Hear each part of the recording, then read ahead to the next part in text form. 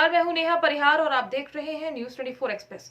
आइए नजर डालते हैं आज के बुलेटिन की ओर। नरसिंहपुर जिले की तेंदुखेड़ा विधानसभा के जनपद पंचायत चावरपाठा के अंतर्गत विधानसभा क्षेत्र के विभिन्न क्षेत्रों में 24 दिसंबर को विधायक संजय शर्मा की मुख्य अतिथि और जिला पंचायत अध्यक्ष संदीप पटेल की अध्यक्षता में विभिन्न ग्राम पंचायतों में कुसमी, सागोरिया, करहैया, भोजहिर, पटना, घकरोला, भूमिया आदि ग्राम पंचायतों में 1,85,90,000 की लागत से कार्यों का भूमि पूजन और लोकार्पण विधायक संजय शर्मा और जिला पंचायत अध्यक्ष संदीप पटेल की अध्यक्षता में संपन्न हुआ। 85 लाख रुपए के एक ग्राम पंचायत में लोकार्पण भूमि पूजन कार्यक्रम। यहाँ पर 1,30 लाख के 2 गाँव और है, वहाँ पर 3.5 करोड़ चुनाव। तो जिला पंचायत भी जीतेंगे, जनपद भी जीतेंगे, ग्राम पंचायत भी जीतेंगे। जितने हमारे पार्टी के लोग चुनाव लड़ेंगे संपूर्ण चुनाव जीत के आएंगे और जनता के बीच में जाके उसमें परीक्षा की घड़ी है। किसानों को तंग करोगे वोट मांगो। अब किसान बताएंगे कहाँ वोट देना। किसान आंदोलन जो चल रहा है अभी दिल्ली में, इस संबंध में पूरे देश का किसान दुखी है। दिल्ली में लगातार पंजाब, हरियाणा, राजस्थान के किसान बैठे, पूरे देश के किसानों का समर्थन है। हमारे राज्य दूर है, लोग नहीं जा पा रहे, लेकिन वो 6 माह का सामान लेके वहाँ पर बैठे हैं। इस केस का देश का अन्नदाता किसान है कि पूरे देश को पाल रहा है। सारी इकोनॉमी किसान के ऊपर आधारित है हिंदुस्तान की। यहाँ पर उद्योग कम, हमारे जैसे जिलों में तो उद्योग ग्राम की चीजें नहीं, केवल खेती है। इसलिए किसान के साथ जो अन्याय हो रहा है इसमें बड़ा पूरा देश दुखी है।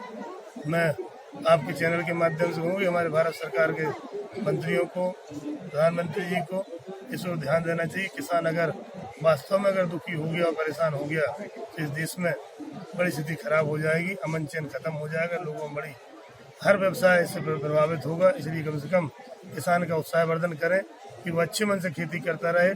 बड़ी मुश्किल से बीच में लोगों का मन की खेती से अलग हो गया था, लोग नौकरी तरफ जा रहे थे, लेकिन हमारे देश में नौकरी भी नहीं है कि सरकार सबको नौकरी दे सके। इसलिए कम से कम जो मूल व्यवसाय हमारे देश का है कि खेती, इसको प्रोत्साहन करें। बीच में तो बड़ी अच्छी योजनाएं थी, खेती पर लाभ का धंधा बनाएंगे, किसानों की लागत का मूल्यांकन करने के बाद उसका समर्थन मूल्य घोषित करेंगे और समर्थन मूल्य घोषित भी किया। ठीक है, समर्थन मूल्य पर खरीदी हो जाए, इतनी मेहरबानी सरकार करे। जांजगीर चांपा नवागढ़ स्थानीय स्थित ग्राम हीरागढ़, नवागढ़, भैंसमुदी, रोगदा, नवागांव, हरदी और अन्य ग्राम पंचायतों में गांव के ग्रामीण और ग्राम प्रधानों से भेंट कर 25 दिसंबर यानी क्रिसमस डे के उत्सव को मनाते हुए हैप्पी क्रिसमस का संदेश दिया गया।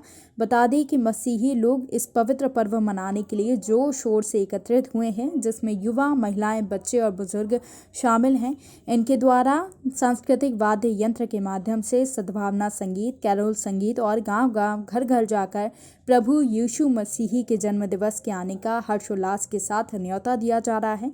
इस खुशी के अवसर पर अंकित खुटे, कन्हैया, कार्तिक, रजनी, कुसुम, शीतला, मासूम, अंकित और कई सारे लोग मौजूद रहे, जिन्होंने प्रभु यीशु मसीह के जन्म दिवस का संदेश और समाज में शांति और भाईचारा बनाए रखने के लिए संदेश दिया और आशा का समाचार दिया।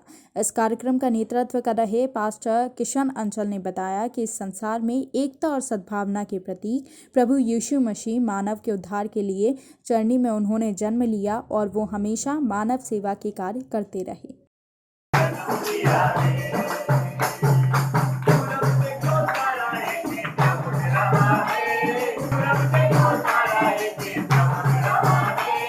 तेईस दिसंबर को जनपद शिक्षा केंद्र बिरसा में विकासखंड स्तरीय दिव्यांग शिविर का आयोजन कलेक्टर दीपक आर्य और जिला पंचायत सीईओ उमा माहेश्वरी के निर्देशन में शिविर का शुभारंभ परियोजना समन्वयक प्रेमलाल मेश्राम के द्वारा किया गया। दिव्यांग शिविर में 218 छात्र छात्राओं का पंजीयन उपरांत विशेषज्ञ चिकित्सकों में डॉक्टर मिश्रा, डॉक्टर विजय गांधी, डॉक्टर सुमंत सहित अन्य चिकित्सकों के द्वारा जांच कर 40 नवीन प्रमाण पत्र और 31 प्रमाण पत्रों का नवीनीकरण किया गया।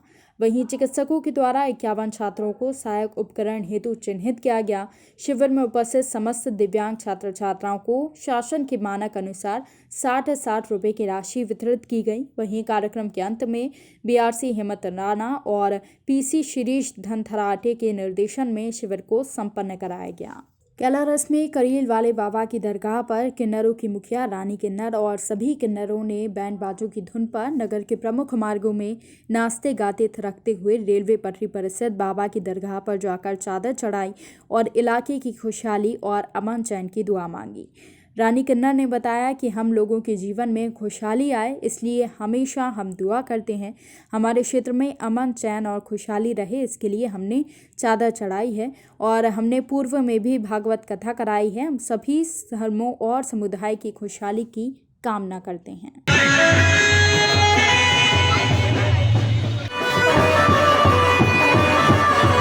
कुरावर में भाजपा मंडल के मंडल अध्यक्ष रामस्वरूप मीणा और कैलाश एवं समस्त भाजपा के सदस्यों के द्वारा पूर्व प्रधानमंत्री अटल बिहारी वाजपेयी की 96वीं जयंती बड़े धूमधाम से मनाई गई। उसके बाद उनके जीवन आदर्शों पर चलने का संकल्प लिया गया।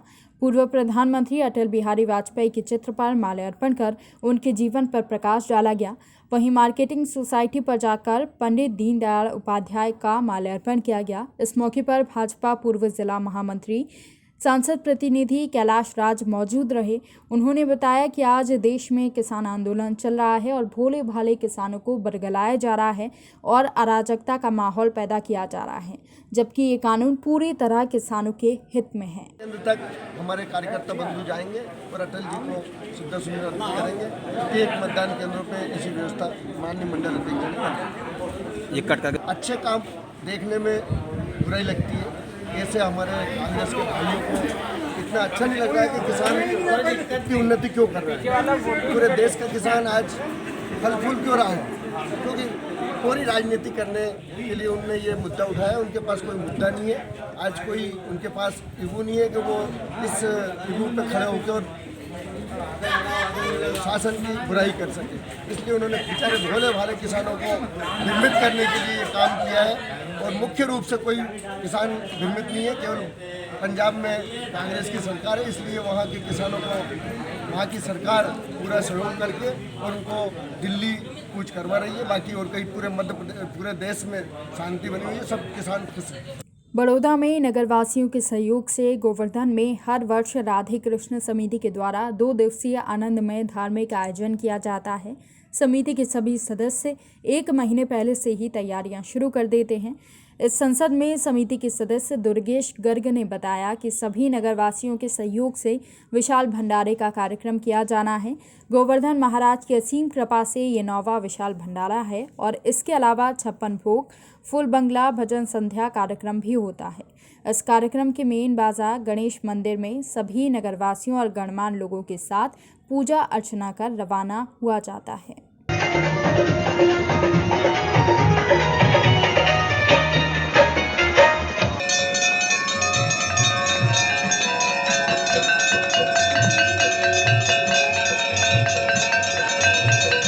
शहर में क्रिसमस को लेकर शुक्रवार को चर्च में लंबे समय बाद रौनक नजर आई।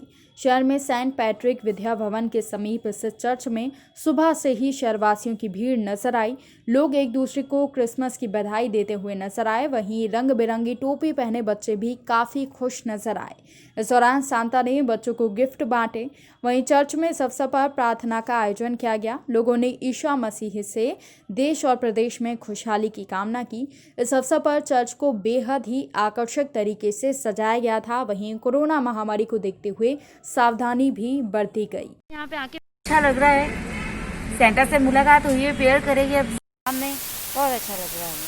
हाँ, यहाँ पूरा पालन हो रहा है। मास्क सबके लगे हुए हैं, सैनिटाइजर सब है और बच्चों को भी दिखा रहे हैं, सब देख रहे हैं। पे हम सभी सेंट पैट्रिक परिवार की ओर से और क्रिस जयंती का शुभ संदेश यही है कि प्रेम, एकता, शांति, सुख सबको प्राप्त हो और जो भी प्रोटोकॉल है उसके हिसाब से सब उतने ही आए, उससे ज़्यादा नहीं। रात को सर्विस होती है पर इस बार नहीं हुई तो इसीलिए मॉर्निंग में किया। तो 150 एक जगह थे और नहीं 100 एक जगह थे, 50 एक जगह थे। हम यहाँ पे एंजॉय कर रहे हैं। हम यहाँ पे एंजॉय कर रहे हैं। चॉकलेट्स। आपका नाम? पार्टी। कौन सा क्लास? फर्स्ट में पढ़ती हूँ विद्याश्रम में। मैं चर्च में आके बहुत सारे मुझे गिफ्ट भी मिले। मध्य प्रदेश और राजस्थान की राज्य सीमा पर बसे सुखेड़ा से महज कुछ ही दूरी पर एक हादसा हो गया। ट्रैक्टर ट्राली पलट गई। सुबह हुए इस हादसे में ट्राली में सवार 2 श्रमिकों की मौत हो गई, जबकि एक ही अस्पताल में मौत हो गई। 10 से ज़्यादा लोग इस पूरी घटना में घायल बताए जा रहे हैं। सूचना मिलने पर मध्य प्रदेश और राजस्थान के करीबी थानों से पुलिस और बचाव दल मौके पर पहुंचा। मृतकों के शव निकाले जा रहे हैं, जबकि घायलों को एम्बुलेंस की मदद से अस्पतालों में रवाना किया गया है। इनमें से 3 श्रमिकों की हालत गंभीर बनी हुई है। बचाव दल के पहुंचने में देरी के कारण ग्रामीणों में जमकर आक्रोश है। ग्रामीण स्थानीय प्रशासनिक अधिकारियों को मौके पर बुलाने की मांग के साथ घटनास्थल पर बैठ गए थे। आपको बता दें कि राजस्थान के नीरावता से ट्रैक्टर आ रहा था। ग्रामीणों ने बताया कि राजस्थान की नीरावता गांव से करीब 40 से ज़्यादा श्रमिकों को लेकर ट्रैक्टर मध्य प्रदेश के ग्राम माऊखेड़ी की ओर आ रहा था। सुखेड़ा के करीब 3 किलोमीटर दूर अचानक ट्रैक्टर ट्राली पलट गई। हादसे के वक्त करीब 35 श्रमिक ट्राली में सवार थे, जबकि अन्य ट्रैक्टर पर थे। 2 श्रमिकों की ट्राली के साइड में दबने से मौत की सूचना है, जबकि एक गंभीर रूप से घायल हो गया। वहीं 25 श्रमिक सुरक्षित हैं। कहाँ जा रहे थे आप जो हादसा हुआ? कितने लोग ट्राले में सवार थे? 60 लोग थे। हाँ, 60 लोग आए थे। सभी लेडीज थी। कैसे हुआ हादसा, आपने कुछ देखा है? हाँ, कोई वाहन नहीं आई उनका नहीं ना, पर तो सुंदा पे बैठो नित्य वाहन नाटी थी, गाड़ी आई इतनी पासे टराली आई कुछ नहीं। आप पीछे बैठे थे आगे? आधो लाइन सर बैठा था, आधो बस में माँ था ते माँ आधो बस में था, आधो बस में टराला पिंदे आई थे। हमारा हथरी नहीं लगी थी, टरालो खोल भी तो पासे किसी काट जा सो रही थी। लाड बाबा रे घटना हुई है अभी आज सवेरे ट्रैक्टर ट्रॉली में कुछ लोग आ रहे थे, राजस्थान तरफ से आ रहे थे, तो उस समय एक्सीडेंट हुआ है। अभी जो सूचना है हमारे पास, उसमें 2 की डेथ हो गई है, वो 10 से 12 लोग अभी घायल हैं। उसकी पुष्टि हम करेंगे सरकारी अस्पताल जावरा पहुंचकर। उनको रिलीफ दिया गया है, रेस्क्यू किया गया है, और सभी को दोनों जो डेड बॉडीज़ हैं उनको पोस्टमार्टम के लिए भिजवा दिया गया है। प्रकरण पंजीबद्ध कर रहे हैं, वैधानिक कार्रवाई की जाएगी। अभी यहाँ ट्रॉली पटरी में आप लोगों ने देखा जिसमें 2 लोगों की मृत्यु हुई है। दोनों राजस्थान के रहने वाले हैं। राजस्थान से तहसीलदार साहब भी यहाँ जो बातचीत हुई, जो राजस्थान का मुआवजा का है उनको मिलेगा, और हमारे जो एक्सीडेंटल मुआवजे का विधिवत प्रावधान है वो इन्हें 2 दिन में हम लोग कंप्लीट करके देंगे। और घायलों को अस्पताल पहुंचाया गया है। घायलों में 2 की हालत थोड़ी सी गंभीर है, जो बातचीत हुई है। बाकी सबका इलाज चल रहा है, लेकिन अभी ये गाँव वाले मान गए हैं और परिजनों से भी बातचीत। कुल कितने लोग घायल हुए? 8 से 10 का है, मतलब जो। सर ये कहाँ से आ रहे थे, कहाँ ये राजस्थान से आ रहे थे सब लोग। अब चूँकि हो गया है, मजदूरी करने आए हुए थे। मेन चीज़ थी कि उन लोगों को मुआवजा कैसे मिलेगा, तो तहसीलदार साहब हरनोट से आ गए थे, तो उससे अपना बहुत हद तक जो मुआवजे की बातचीत हो गई है, और जो शव है वो ले जाने के लिए तैयार होगा। सर अस्पताल में भी कोई नहीं, अभी अस्पताल में किसी की डेथ नहीं हुई है, सभी घायल होगा, इलाज चल रहा है। आगरा के थाना एतमादुल्ला क्षेत्र मोती महल के पास महिला की हत्या का मामला सामने आया है। बदमाश 5 किलो चांदी और 5 लाख रुपए की नकदी लूटकर फरार हो गए। घटना का शक मृतका की नाती पर बताया जा रहा है कि शंभूनगर में 60 वर्षीय महिला की गला काटकर हत्या कर दी गई। जब पड़ोसी महिला के घर दूध लेने पहुंचे तो उन्हें महिला जमीन पर मृत पड़ी मिली, जिसके बाद परिजनों के द्वारा पुलिस को सूचना दी गई। पुलिस ने मौके पर पहुंचकर महिला के शव को पोस्टमार्टम के लिए भेज दिया है। वहीं मृतका के बड़े पुत्र मुकेश ने बताया कि उसकी पत्नी 5 सालों से अन्य समुदाय के व्यक्ति के साथ रह रही है। मृतका का नाती आए दिन घर में आकर गालियां देता था और धमकी देता था कि उसकी गला रेतकर हत्या कर देगा। अनुमान लगाया जा रहा है कि उसी लड़के के द्वारा घटना को अंजाम दिया गया है। वहीं मृतका के पुत्र का कहना है कि अगर पुलिस कार्रवाई करती तो शायद वो लड़का घटना को अंजाम नहीं देता। इससे पहले भी घर से 5,000 और एक बार 37,000 रुपये की चोरी हो चुकी है, लेकिन फिर भी पुलिस ने मामले में कोई भी कार्रवाई नहीं की। जगह एतमादुल्ला क्षेत्र में मेहताबाग एरिया में एक महिला की गला काट की हत्या घड़ी के अंदर की है। डेड बॉडी घर के अंदर मिली है। बॉडी को अभी पंचायतनामा भर के पोस्टमार्टम के लिए भेजा जा रहा है। उनके जो भी परिजन है उनसे तहरीर प्राप्त करके इसको मुकदमा भी किया जाएगा। विविध इसमें जो एंगल्स है सब पे जो है काम किया जाएगा। मौके पे सभी अधिकारी, पुलिस फोर्स टीम, थानाध्यक्ष सब पहुंच गए। पता चला कुछ घटना के पीछे क्या कारण दाखिल करा रहा है? देखिए अभी बहुत अर्ली है, अभी डेड बॉडी को बस देखा जा रहा है और घर का भी पूरा मुआयना किया जा रहा है। एफएसएल की टीम को भी हम लोग यहाँ पे बुला रहे हैं और जो भी उसमें निकल के आएगा जरूर बताया जाएगा। सर पता चला कि कल भैंस भी बेची थी और जो हत्या की वारदात को अंजाम दिया तो लाइट भी काट दी गई थी। देखिए इस पे हम लोग अभी कुछ टीमें गठित करके लगाएंगे और उसमें अलग अलग एंगल्स पे काम किया जाएगा और जल्द ही मुलजिम तक हम लोग पहुंचेंगे। उत्तर प्रदेश की ये वो शर्मनाक तस्वीर है जो मुख्यमंत्री के तमाम दावों की खुलेआम पोल खोलती है। ठेले पर अपनी भाभी की जान बचाने के लिए अस्पताल ले जा रहा ये शख्स न सिर्फ यूपी की स्वास्थ्य व्यवस्था पर करारा तमाचा है, बल्कि जिम्मेदारों की संवेदनहीनता की भी पराकाष्ठा दिखाता है। बार बार 108 एम्बुलेंस पर कॉल किया गया, लेकिन कॉल रिसीव नहीं किया गया। मजबूर होकर झनकान अपनी भाभी मां को ठेले से खींचकर अस्पताल पहुंचा। सूबे की योगी सरकार भले ही दावा करती है कि प्रदेश में स्वास्थ्य व्यवस्था पटरी पर है, लोगों को बेहतर से बेहतर स्वास्थ्य सुविधाएं मुहैया कराई जा रही हैं, लेकिन बस्ती जिले से ये जो तस्वीर सामने आई है वो बताती है कि आज़ादी से लेकर अब तक सिर्फ सरकारें बदली हैं, चेहरे बदले हैं, लेकिन व्यवस्था जस की तस है। दरअसल बस्ती के हरैया ब्लॉक क्षेत्र की एक ऐसी तस्वीर है जो बस्ती की स्वास्थ्य व्यवस्था की पोल खोल रही है। इस कड़ाके की ठंड में नेशनल हाईवे से होते हुए अपने गांव से 3 किलोमीटर चलकर सामुदायिक स्वास्थ्य केंद्र पर ठेले पर एक मरीज को लेकर एक शख्स अस्पताल पहुंचा। ये कोई पहली घटना नहीं है, अक्सर एम्बुलेंस उपलब्ध नहीं हो पाती है, ऐसे में ऐसी तस्वीरें सामने आती हैं। ठेले पर महिला को इलाज के लिए सामुदायिक स्वास्थ्य केंद्र हरैया लेकर आए देवर झनकान ने बताया कि बार बार एम्बुलेंस को फ़ोन किया गया, लेकिन फ़ोन नहीं लगा। तबीयत खराब होने के चलते वो अपनी भाभी को ठेले पर लाद कर ही अस्पताल लेकर पहुंचे। इतना ही नहीं, अस्पताल में स्ट्रेचर भी नहीं था, जिसके बाद महिला को परिजनों के द्वारा ही ओपीडी कक्ष तक पहुंचाया गया। वहीं अधीक्षक ने कहा है कि एम्बुलेंस अस्पताल में पर्याप्त मात्रा में उपलब्ध हैं, लेकिन इसकी मॉनिटरिंग लखनऊ से होने की वजह से अस्पताल की कोई भूमिका नहीं है।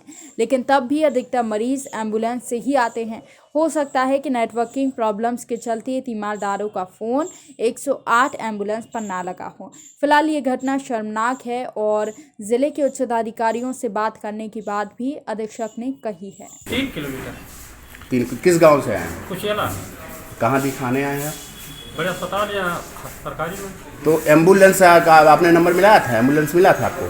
जी मिलाए थे, फोन मिलाए रहे तो हमारे बनाती हूँ मैं, तो फोन मिलाए तो फोन लाग नहीं। कितनी बार मिलाया आपने? कितनी बार प्रयास किया था? कितने बार हो? 3 बार लगा। 3 बार लगाया, एम्बुलेंस नहीं मिला आपको? हालत आपको कैसी लग रही थी? सीरियस लग रही थी? मरीज की कैसे लेके आए आप यहाँ अस्पताल? ठेला से। अपना खुद का ठेला किराए का? अपना ठेला। तो आप ठेला चलाते हैं? तो आपको जब एम्बुलेंस नहीं मिला तो आप लेके तो क्या किया? इस रास्ते में आप पानी पिलाते ला रहे हैं, क्या दिक्कत है? पानी पिला रहे हैं, पानी मांगी, पानी पिला। अब कैसी स्थिति है? जिले की ये साज व्यवस्था है कि आप ठेले पे लेके आ रहे हैं, आज 50 साल पीछे चल रहे हैं, तो क्या जागरूकता क्या है कि स्वास्थ्य विभाग ने व्यवस्था नहीं की है? अरे साहब जो का है मतलब बोलिए ना, खुल के बोलिए। जिनकी बीत के है चलाओ हमार और पेंशन ना कुछ बन पाए, पेट तनापन। मतलब आप अपने मरीज को ठेले पे लेके आए? क्या नाम है आपका? झनकान। कौन है आपकी? हरजन। नहीं, ये कौन है आपकी जो मरीज है? क्या लगती है? भौजाई मार। तो क्या एम्बुलेंस को आपने फोन किया था? हमने नहीं फोन किया, लड़का फोन किया था। फोन लगा था? अब हम सब भागन लेके लड़का फोन मिला, हम जल्दी को दिन नहीं जान पाए, नंबर नहीं लड़का लगा। अच्छा, एम्बुलेंस का नंबर नहीं लग रहा था। हाँ। तो फिर कैसे मरीज को आप लेके आए? ठेला से लेके आए। कितना दूर से लाई? 3 किलोमीटर। 3 किलोमीटर से। तो ये किस CSC पे लाए हैं आप? कौन सा CSC है? सरकारी अच्छा, सरकारी अस्पताल। क्या नाम है इसका? ये कहाँ पड़ता है? हरैया। और जो बीमार है क्या नाम है उनका? उनका नाम है रेशमा। क्या नाम? आप क्या लगती हैं उनकी? हम बहुरिया हैं। फोन लगाए थे, लगा नहीं। कितनी बार आपने फ़ोन मिलाया था? जी करीब 3-4 बार। फ़ोन नहीं मिला। कितना दूर से आप CSC पे लेके आ रहे हैं? 3 किलोमीटर। कौन से गांव से आ रहे हैं? कुचेला से। क्या नाम है दादी आपका? रेशमा देवी। क्या हुआ था इनको? खाना खा रही थी, चक्कर आती। जब चक्कर आ गया। 100% लोग जो है लगभग 108 ही से आते हैं। या तो इनसे हमने अभी पता कर ले कि ये फोन करी थी कि नहीं करी थी कि अपने नहीं, उसका लड़का बता रहा है कि हम फोन मिला रहे थे लेकिन फोन मिला नहीं। हो सकता है बिजी रहा। तो लेकिन हाँ क्या समस्या है सर आपके यहाँ CSC पर भी 2-3 एम्बुलेंस खड़े रहते हैं? तो नहीं, अब ये चूंकि हमारे यहाँ से नहीं गौन होती है ना, ये फ़ोन लोग करते हैं तो सीधे लखनऊ जाता है फ़ोन, वहाँ से फिर इनकी लोकेशन ली जाती है किस पोजीशन पे ये हैं। और गाड़ियाँ जो है 2-3 आप जो देख रहे हैं उसमें हो सकता है 102 हों, एक जो है कोविड की गाड़ी है और 108 होंगे, तो दोनों 108 जब फ़ोन करेंगे तब वो 108 की गाड़ियाँ, तो इस समय 5-6-7 पर्याप्त गाड़ियाँ हैं। परिजन के मतलब जो महिला है बीमार, उसके परिजन बता रहे हैं उन्हें कई बार फ़ोन किया, एम्बुलेंस का फ़ोन ही नहीं लगता, इस पर क्या कहेंगे? अब एम्बुलेंस का फ़ोन नहीं लगा होगा तो हो सकता है नेटवर्क प्रॉब्लम भी रहा हो, इसमें तो टेक्निकल चीज़ें हैं ना कि क्यों नहीं ऐसा लगा, जबकि अभी भी इसके पहले भी रात में भी 1-2 मरीज आए हैं, 102 से आए हैं। और वो आज के बुलेटिन में फिलहाल इतना ही। बने रहिए न्यूज़ 24 एक्सप्रेस के साथ। नमस्कार।